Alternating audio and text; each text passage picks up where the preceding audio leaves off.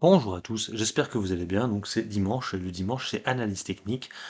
Donc je vais revenir sur quelques valeurs que j'ai sélectionnées. Donc j'en ai pris un petit peu dans mon ProScreener et deux trois valeurs aussi que j'ai décidé de vous représenter. J'ai pris un petit peu de valeurs luxe, ça fait quelques temps qu'on n'en a pas parlé. On a vu qu'Hermès s'est bien pété la gueule vendredi. Donc on va regarder du coup les valeurs luxe et puis d'autres valeurs. Là je les ai pas toutes en tête, mais bon, on va revenir sur Navia, sur Rémi Cointreau, des choses comme ça.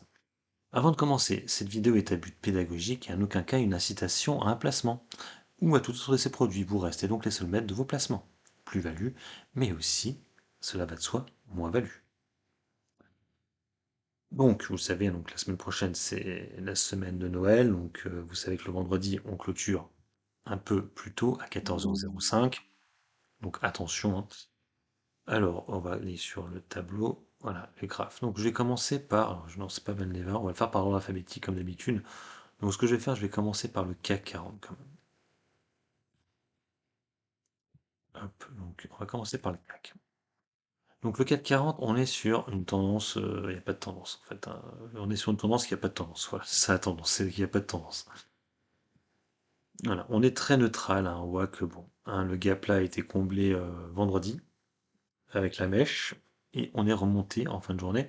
Donc on était là, on est redescendu très bas, on a rebondi au niveau du gap et on est remonté pour clôturer en dessous des 7000 points. Et donc la question c'est où est-ce qu'on va aller la semaine prochaine? Bonne question. On pourrait essayer déjà de jouer les 6740 dans un premier temps. Euh, je passe durant la semaine, hein. Après, on pourrait aussi essayer de jouer un retour vers les plus hauts, 7180. Pour être honnête, franchement, là, je n'ai pas vraiment de renseignements. Je vous avais dit que normalement, la deuxième semaine de décembre, pas la deuxième semaine, la deuxième partie du mois de décembre, allait être compliquée. Mais on a quand même un marché qui est très résilient, donc bon, le gap a été comblé là. Voilà, peut-être aller un retour à 6740. Je dis bien peut-être. Après, on a vu qu'il y a quelques news qui sont assez négatives, hein. On a vu que du côté des Pays-Bas, ça reconfine. Donc, ça pourrait peut-être faire partir les marchés à la baisse. Euh, donc, attention, attention. Ne vous pressez pas trop sur vos achats. Allez, on y va. Donc je vais commencer, comme je l'ai dit, par l'alphabétique. Donc la première c'est Biocinex. Alors pourquoi je vous en parle? Parce que ça pourrait être une valeur intéressante pour rentrer lundi. Comme je vous l'ai annoncé, passe vaccinal. Passe vaccinal, ça veut dire que normalement pour les valeurs test Covid, ça va pas être top top. On pourrait peut-être la récupérer à 19-12, hein, ou voire même plus bas, 18-18, 18-20. Parce que voilà, je me rends pas vraiment compte, mais j'ai pas l'impression que ce soit une très bonne nouvelle pour les valeurs tests, hein, le fait on arrive sur le pass vaccinal, étant donné que les tests ne seront plus admis pour avoir le pass sanitaire, qui sera le pass vaccinal du coup. Donc ouais, pour moi, le bon niveau pour rentrer, ce sera à peu près là 18. 18 euros sera même top. 18 euros pour rentrer sur Biocinex si on a un effondrement de la valeur. Après, il est clair que là, on est sur un double top qui se forme. C'est-à-dire que si le double top se forme réellement, on pourrait redescendre à ces niveaux-là, vers les 14,36. Bon, après, rien n'est moins sûr. Ce n'est qu'une figure chartiste. Ça ne marche pas à tous les coups. C'est pas le double bottom, c'est le double top là. Ça marche pas à tous les coups. Mais en tout cas, on le voit là. On le voit bien. Une fois ici, à 22,90, ça a redescendu à 18,14 et c'est remonté à peu près au même niveau. Donc normalement, on devrait redescendre et ça redescend. Ça pourrait descendre, ouais, par ces niveaux. 15, peut-être même jusqu'à 15 euros grand max de baisse. Donc attention. En tout cas, on pourrait essayer de rentrer une première fois demain. Euh, je vous l'ai dit tout à l'heure, vers les 17, ouais, 17-18 euros sur Biocinex. 18 euros, comme 18 euros. Donc on attend demain. Alors je ne sais pas pourquoi il y a eu énormément de volume là vendredi. J'ai vu qu'il y a eu énormément de volume. Alors est-ce que c'était en rapport avec le conseil sanitaire du gouvernement? Peut-être par rapport à ça. C'est vrai que souvent avant les annonces de Castex, il y a pas mal de gens parlaient d'un retour possible des tests gratuits. Donc peut-être pour ça. En tout cas ce n'est pas le cas du tout. Plutôt passe vaccinal. Donc attention. Mais ça reste une valeur intéressante avec un rendement plutôt sympathique. Donc moi j'achète. Voilà. J'achète pas en fait, mais si ça vous intéresse, je serai à l'achat vers les 17 euros, 18 euros, pas avant. Pour Biocinex, allez, on passe. Donc EDF. Alors, je vous la remets EDF. Alors, j'en ai déjà parlé pendant le live, mais il faut que je fasse le SAV de cette valeur parce que, effectivement, j'ai fait une vidéo sur EDF. Alors, effectivement, on avait un gap ici qui a été comblé mais défoncé à 10,59. Je vous avais dit qu'en dessous des 9, en dessous des 10, ça valait le coup. Alors, vous savez, il y a une espèce de profit warning qui s'est fait la semaine dernière en rapport avec une EBITDA qui sera moins bon que prévu. Et du coup, maintenant, on est actuellement en dessous des 9, des 10 euros, hein, 9,92. Bon, faut savoir que c'est des niveaux on pourrait peut-être essayer de jouer les 9,59, hein, peut-être la 9,59 ce serait vraiment 9,55, 9,59 un très très bon support, hein, parce qu'on voit que c'était un peu la résistance ici en octobre 2020, support là, support ici et peut-être support de nouveau là, 9,59 euh, pour EDF ou alors les niveaux actuels, je trouve que ça peut être intéressant quand même. Après, on voit quand même qu'il y a eu une chute énorme avec beaucoup de volume. Ça fait un peu peur, hein, techniquement parlant. Le gap n'a absolument pas tenu, on l'a complètement défoncé. Euh, pour l'instant, on est hors des Bollinger, on est en survente. Donc c'est vrai que normalement, quand c'est comme ça, c'est rare que ça reste très longtemps. Vous voyez, on l'avait eu déjà ici, hein. D'ailleurs, c'était remonté. Donc là, ouais, ça pourrait comme valoir le coup même de la prendre maintenant à ces niveaux-là, je trouve. 9,90, euh, ça, sur du long terme, ça reste intéressant. Donc voilà pour EDF, euh, qui est une valeur avec de la TTF. Par contre, faites attention, TTF sur EDF, autant Biocinex il n'y en avait pas, autant EDF, oui, il y a la TTF. Voilà pour EDF. Alors ensuite, ESSO. Alors ouais, je fais un retour aussi sur ESSO, parce que j'en avais parlé il y a quelques temps en arrière. ESSO, elle a bien progressé, hein, ça s'est très bien repris. Bon, c'est vrai que la problématique d'ESSO, c'est que on n'est pas sur une tendance haussière, hein, parce qu'on voit que les plus hauts sont de plus en plus bas à chaque fois. Donc attention, attention quand même. Pour l'instant, c'est vrai que bon, elle se cherche. Alors là, ce qui est bien, on a une espèce de doji du dragon, c'est-à-dire que on a un doji qui, sur la journée, on a énormément baissé, et finalement, les acheteurs ont gagné le pari, ça a clôturé au-dessus. Voilà. Bon, le problème aussi, c'est on est actuellement au niveau limite de résistance, et la prochaine résistance est très proche, elle sera à 14,95 voire 15 euros. Donc moi, je serais vous, j'essaierais plutôt de la reprendre ici à 13,05 €. Ouais, 13,05 €, 13 euros.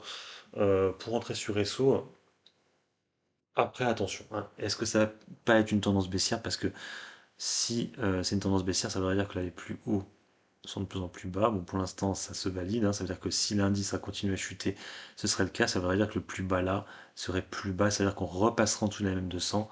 Donc si on vous voyez qu'on repasse en dessous des 11,50, voire un peu plus bas, c'est pas top top. Attention, c'est une valeur quand même qui est en pleine recovery, hein. C'est vrai qu'on voyait que ça faisait absolument rien. C'était un effondrement depuis des années, hein, SO. Donc on fait quand même attention. C'est une recovery, mais ça reste assez fragile quand même, hein, comme dossier. On met pas tout l'argent dessus. SO, par contre, il n'y a pas de TTF dessus, il me semble pas. Voilà pour SO. On se rappelle les petits oiseaux qui faisaient SO. Bon, bref.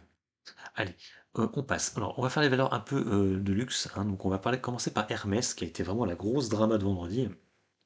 Vous avez vu, on n'a jamais eu de baisse aussi forte depuis longtemps, hein. La dernière baisse qu'on a eue, c'était ici, au mois d'août, hein. On a eu deux baisses d'affilée. Et là, c'est vrai qu'on est limite, oh, bah, on est même hors des Bollinger sur une journée. Baisse de Maus, hein, 6% de baisse.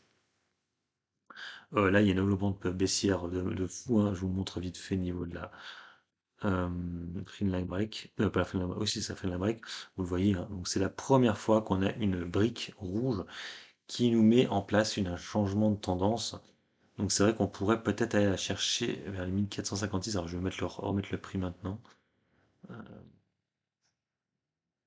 ouais, 1470 même plutôt. 1477 pour rentrer dessus, une première fois, qui correspondrait à peu près à la même 50. Et après ça rechute une deuxième fois à 1192, 1188. Parce qu'on a un comblement de gap qui n'a pour l'instant pas été comblé sur Hermès. Ouais. Après, il faut aimer les valeurs luxe. Après, par contre, vous voyez que les volumes, c'est Maus, hein. C'est des trucs de fou. On n'a jamais eu autant de volume que depuis ici, au mois de juin 2018, hein. Donc les volumes sont vraiment impressionnants à la baisse. Il me semble que c'est un broker qui change d'opinion sur la valeur qu'il la trouve trop chère actuellement.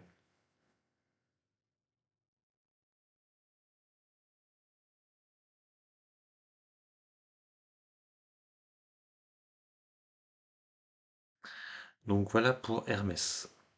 Ensuite, on va passer à Kering. Par alphabétique, oui, c'est ça, c'est Kering. Donc Kering est une valeur qui fait son bonhomme de chemin. Oui, elle a beaucoup moins dégusté, hein, vendredi. C'est vraiment Hermès qui a le plus dégusté, hein. Bon, pour l'instant, elle se maintient au niveau de la MM200. Vous voyez qu'elle suit vraiment la MM200, hein. Vous voyez, c'est impressionnant. Bon, c'est vrai qu'elle fait comme moins bien, hein. On était monté à des plus à 800 euros. Là, actuellement, on a 689 euros. Donc, à voir si on la casse, cette MM200 ou pas. Pour l'instant, elle se maintient. Donc, on pourrait essayer de la reprendre à 683 euros, voire un peu plus bas ici avec une mèche 670 euros. Après, bon, faites attention, comme je vous l'ai dit tout à l'heure, c'est un marché qui est très haut actuellement. Si ça baisse, ce sera ces valeurs-là qui vont chuter le plus, hein. Donc Kering, LVMH, Hermès, tout ça, c'est vraiment elles qui portent le CAC 40 actuellement, les valeurs luxe et les valeurs un peu bancaires. Donc si ça se pète la gueule, ce sera principalement elles qui mangeront le plus. Je vous en parle quand même, mais attention. Donc voilà pour Kering. Ensuite, on a L'Oréal aussi. Donc là, c'est pareil. Donc là, la seule différence, c'est que vous voyez qu'on est beaucoup plus au-dessus de la MM200. On a eu un gap ici qui nous a fait un peu changement de tendance, hein. On était sur une tendance baissière, hop, gap de rupture. Après, on n'a pas eu d'autres gaps de rupture. Gap de confirmation plutôt qui aurait été. Là, pour l'instant, il n'y a pas eu une baisse de forme, hein, donc on est repassé en dessous de la MM20 et après c'est remonté. Pour l'instant, on suit la MM20 qui est en légère tendance baissière. On pourrait essayer d'en reprendre par là, vers les 402 euros, 400 sur L'Oréal. Après, sinon, le deuxième achat, ce serait au niveau du complément du gap à 371 euros, qui est son complément de gap. Ensuite, on va faire, oh, attention, j'ai des, alors, hop, LVMH. Donc là aussi, valeur luxe, hein. Donc LVMH, bon, j'ai l'impression dans le même graphique que je vous ai fait à l'instant, on a aussi un gap à combler à 690 euros. Euh, Elle, pour l'instant, c'est vrai qu'on a du mal à taper à casser les 730 euros, hein. LVMH, elle n'a pas vraiment de gap à combler. Il y en avait un ici, mais il a été comblé il y a peu de temps là. Et depuis, voilà, il n'y a plus d'autres gaps, hein, qui soient haussiers ou baissiers. Aussi, ben non, je suis con, bah si, il est là. J'ai voulu dire à 590 euros. Après, il n'y en a pas d'autres. Donc 690, qu'on du gap, et après, seulement après, on pourrait essayer de la chercher par là, vers les 634 euros. On voit que c'était un peu un support ici, ici, résistance là, et support plusieurs fois. Donc 631, 634 euros. On deuxième achat pour LVMH. Là aussi, on fait attention. C'est une valeur qui est extrêmement euh, haussière grâce au CAC 40. Si le CAC 40 se mettait à corriger, ce seraient les valeurs qui perdraient le plus, hein. Mais en général, c'est ça qu'il faut acheter. Allez, ensuite, on passe un peu aussi du luxe. On va parler de Rémy Cointreau. Donc, Rémy Cointreau est une société qui distille, qui vend plutôt des spiritueux. Donc c'est une société, j'avais déjà fait l'analyse technique, bon je vous avais dit d'essayer de la prendre en dessous des 200, on l'a tapé il y a peu de temps, 290, 199 euros, on est remonté à 209, bon pour l'instant ça tient, c'est vrai qu'on est un peu sur un espèce de range entre 203 et 213 euros, pour l'instant c'est vrai que ça n'est pas grand chose, on a toujours ce gap à combler qui serait vers les 193 euros. Donc le gap de rupture était là, hein, c'était un, un breakout, un sortie de break, hein, un breakout, voilà, ici, avec un gap, hop, et derrière, gap de confirmation, paf, qui nous l'a fait remonter. Donc gap de rupture ici, gap de confirmation. Pour l'instant, la confirmation est toujours là. Après, si on commencerait à combler le gap, qui est même là, 188, attention. Attention, on pourrait peut-être aller chercher le deuxième gap à 180 euros sur Micointro. Pareil aussi, valeur qui risquerait de corriger assez fortement si le luxe était moins à la mode dans les prochains mois, voire années. Ensuite, Soitec.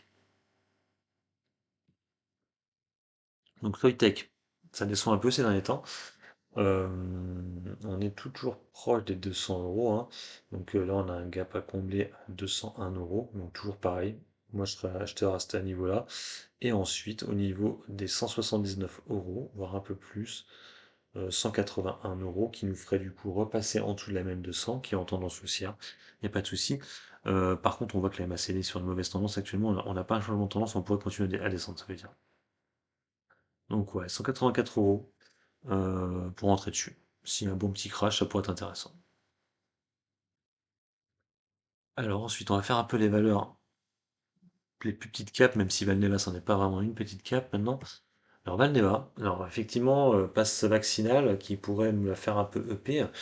Donc les plus hauts à battre, ce serait 30 euros. Il faudrait qu'on arrive à aller taper les 30 euros. Pour l'instant, on repart en guerre, hein. On a un nouveau gap ici, hein, qui a inauguré une nouvelle hausse.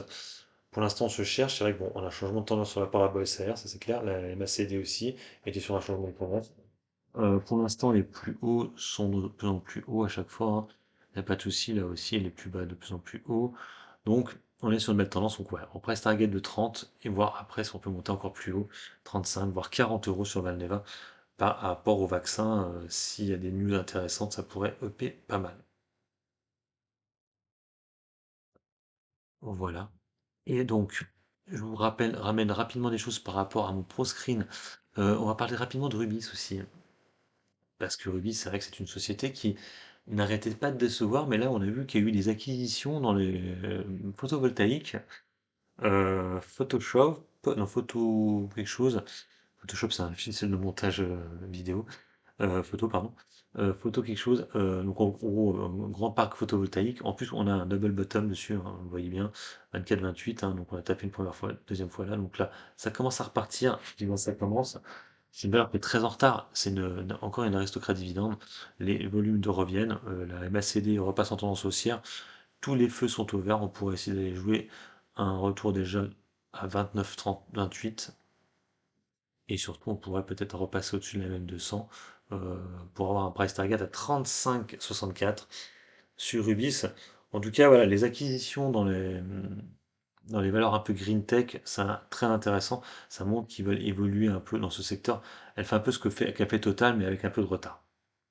Un rendement qui est pas mal sur Rubis, c'est intéressant. Je crois qu'il y a de la TTF par contre sur Rubis, attention. En tout cas, là, il y a une espèce de début de recovery sur Rubis. Il faut savoir quand même que Rubis en était à des plus bas historiques, hein. Euh, Pas les plus bas historiques, mais on était beaucoup plus bas que qu'à l'époque du Covid. On était retourné à des niveaux de 2016 sur Rubis, hein. C'est un truc de fou. C'est un truc de fou. Voilà, donc Rubis. Et qu'est-ce que j'ai d'autre? Là, c'est mon proscreen, hein, que je vous lance. Worldline aussi, qui se reprend un petit peu. Je vous mets mes couteaux qui tombaient, hein. Là aussi, ça se reprend un peu. On voit que bon, retour un peu des volumes. Bon, il faudra qu'on casse les 49, retourner vers les 50 pour aller peut-être chercher le contenu du gap à 65-25. Après, il faudrait pas qu'on ait un deuxième gap baissier, hein. C'est vrai que là, pour l'instant, c'est vrai que c'est un peu du mal, hein.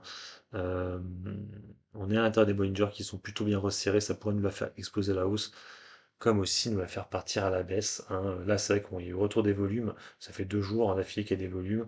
Ça repart un peu, mais bon, ouais, on pourrait essayer de jouer un price target à 65 euros d'ici 2 ans. Et après, deuxième price target qui serait ici, qu'on monte deuxième gap à 83,73 €.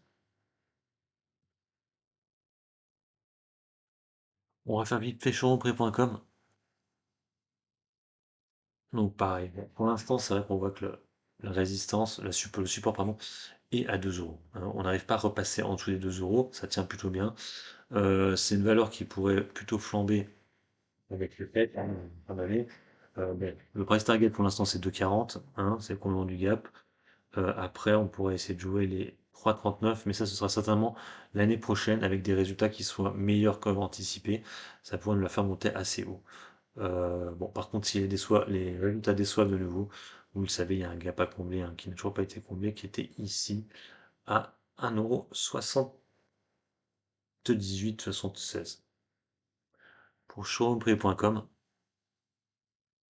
Et aussi, on va revenir un peu sur Bourg, donc la valeur qui nous fait un début de recovery, non. En fait, il me la met sur mon pro screen. Bon, ça, je vous en parle, en fait. Il n'y a pas vraiment de recovery pour l'instant. On est assez bas. J'attends que ça charge, en fait. Voilà. Donc, effectivement, ça fait comme 2 jours hein, que ça monte, hein. On a déjà un gap ici qui était jeudi. Et là, ça continue à grimper. On est repassé au-dessus de la même 20. Ça faisait un bout de temps, hein, la dernière fois on n'était pas repassé dessus depuis le 8 novembre 2021. Donc là, le cours de bourse remonte et repasse au-dessus de la même 20. Maintenant, il faut aller chercher la même 200. On pourrait essayer de jouer les 33,63 € sur Bouygues.